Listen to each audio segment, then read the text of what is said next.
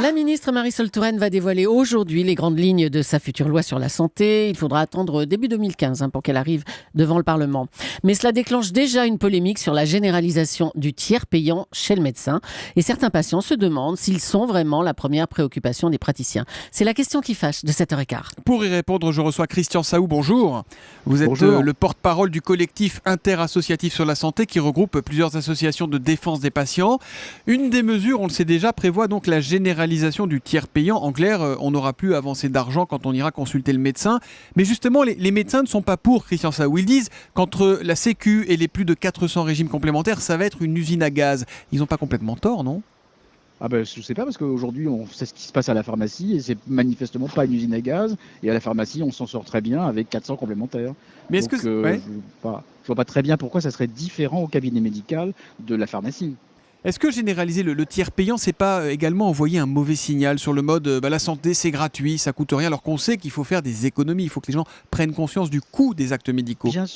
Bien sûr qu'il faut pas avoir conscience du coût des actes médicaux, mais la principale source de dépenses, ce sont les actes inutiles, et ce sont pas les patients qui le disent forcément, ce sont d'ailleurs des études faites par des scientifiques et faites par les professions médicales qui déclarent eux-mêmes que 30% des actes prescrits sont des actes inutiles. Donc il y a bien sûr des réserves dans ce système-là, mais c'est pas les patients forcément qui réclament des actes, et puis c'est encore moins eux qui les prescrivent, puisque ce sont nécessairement les médecins qui le font. C'est-à-dire que vous dites que les médecins aujourd'hui chargent les ordonnances, prescrivent des examens qui ne sont pas nécessaires et que c'est ça qui coûte le plus cher ? Il ne s'agit pas forcément de viser les médecins qui chargent des ordonnances. Mais c'est ce que vous faites un petit peu là quand même. Non, pas du tout. J'essaie toujours de prendre des exemples chiffrés et documentés. Une étude récente vient de montrer que d'un département à l'autre, on opère 4 fois plus de la prostate.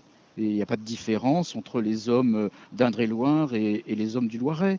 Comment ça se fait qu'on arrive à faire 4 fois plus d'opérations de la prostate dans un département que dans l'autre ? C'est donc bien qu'on intervient beaucoup trop là où on devrait s'en dispenser. Alors, parmi les arguments que développent les médecins, Jean-Paul Ortiz, le président du principal syndicat de médecins, dit que l'acte médical avec le tiers payant généralisé va devenir un service avec un risque de surconsommation. Il n'y aura pas la tentation pour les patients d'aller chez le médecin au moindre bouton à percer ?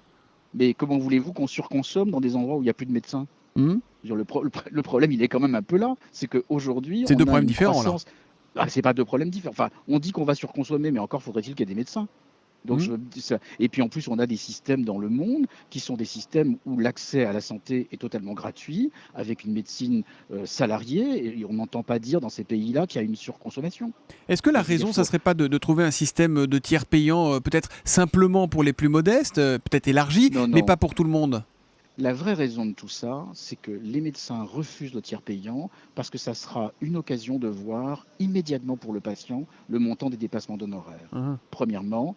Et la deuxième raison pour laquelle ils sont contre ça, c'est qu'ils ne veulent pas être payés par l'assurance maladie ou par les complémentaires. Ils veulent, parce qu'ils ont peur, derrière cela, d'être contrôlés par l'assurance maladie et par les complémentaires. Mais il faut quand même garder un œil sur les choses qui sont acceptables pour l'opinion.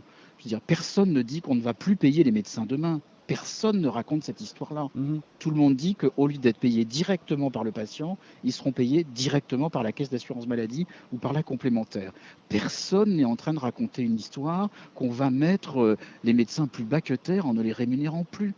Et globalement, Christian Saou, tout de même. Ouais, vous trouvez globalement que les médecins ne pensent pas assez aux patients, qu'ils sont peut-être plus préoccupés par leur défense individuelle, leurs problèmes de corporatisme que par la santé des patients ? Je crois que personne ne dit ça quand on va dans un cabinet médical pour consulter, où on trouve en général un professionnel à l'écoute et en situation de répondre aux difficultés de santé de chacun. En revanche, comme toute profession, elle est animée par des groupements, par des organismes, par des organisations qui ont des positionnements.